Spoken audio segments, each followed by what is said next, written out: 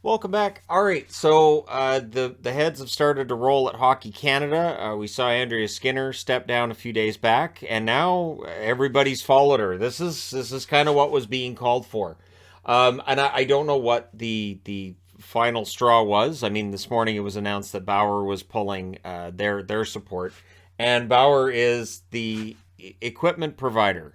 So basically, that's going to put a major financial crunch onto the organization. But either way, all of this financial upheaval may very well be coming to an end relatively quickly.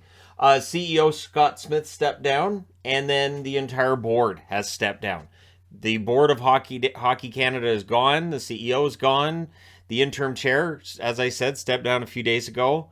So now what happens is there's going to be interim management. There's going to be a committee which will run things until a new CEO is named, and then they'll have a new board from that. So out of all this, I hope that we see major changes at Hockey Canada and how things are run. And this is good news. This is good news. I think it was just the continuing financial hits, one after another, and eventually there's not much left.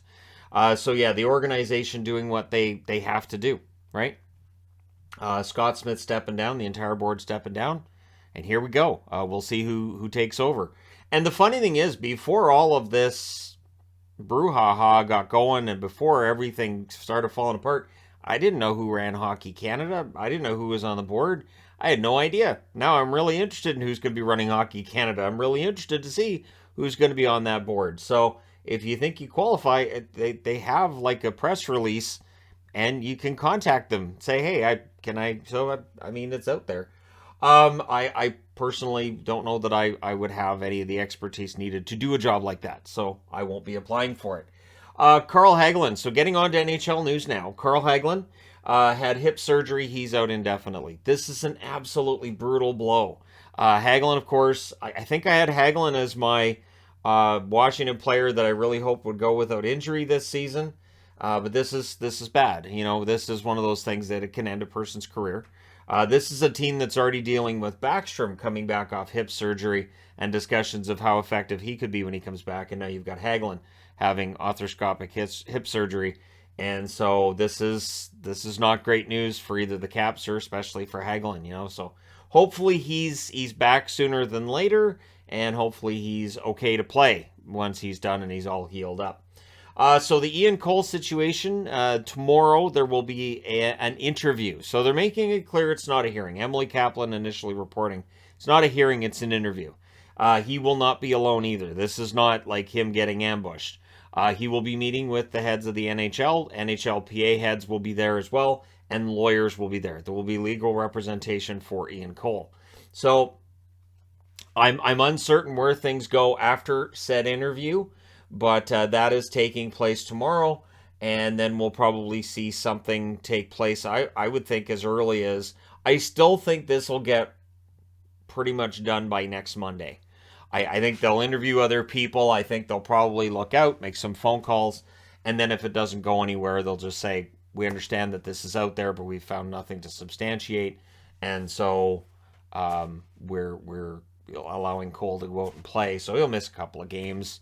On the other hand, if he says, "Yeah, this story is accurate," then we'll see what the NHL does from there, right? So that storyline is still out there, and we'll be reporting on that likely more before the end of the week.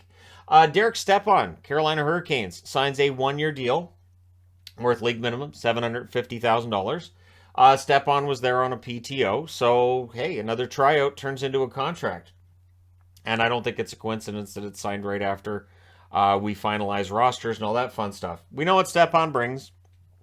He's a decent fourth liner, and so we'll see how things go for him with the Hurricanes this season, right?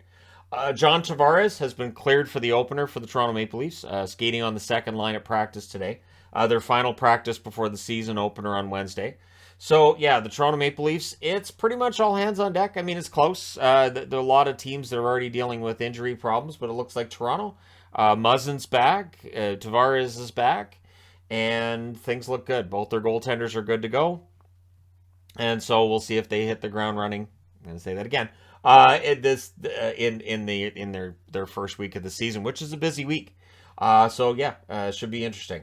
Nico Hischier has practiced with the New Jersey Devils. Normally that wouldn't be news, but in this case it is because it's his first practice.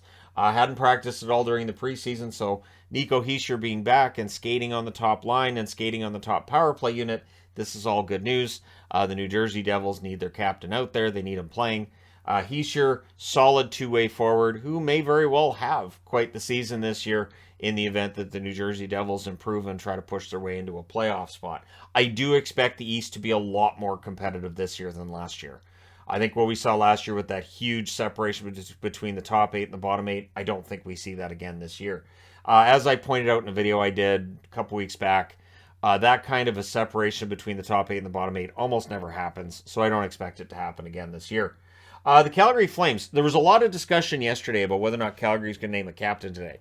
And immediately Milan Lucic is trending on Twitter because people are like, well, Lucic. And then why would they name Lucic? It should be Backlund. So Daryl Sutter being asked about it says they don't see any need to name a captain. As far as Calgary's concerned, there is no clear-cut leader to become the captain of the team. My guess is that after this season's done, they may name a captain. It's possible halfway through the season they name a captain. But I would look at guys like, the guys who just signed those massive extensions, Huberdeau and Weegar, who haven't played a game for the Flames yet. I would think that Huberdeau would probably be the front runner to end up being captain. Probably. I'm saying probably because we'll see how this season goes and who really emerges. I would really honestly have supported if they had just come out today and said Backlund was the captain. He's been there for a long time. He's paid his dues. But I don't think that naming a captain is that vital.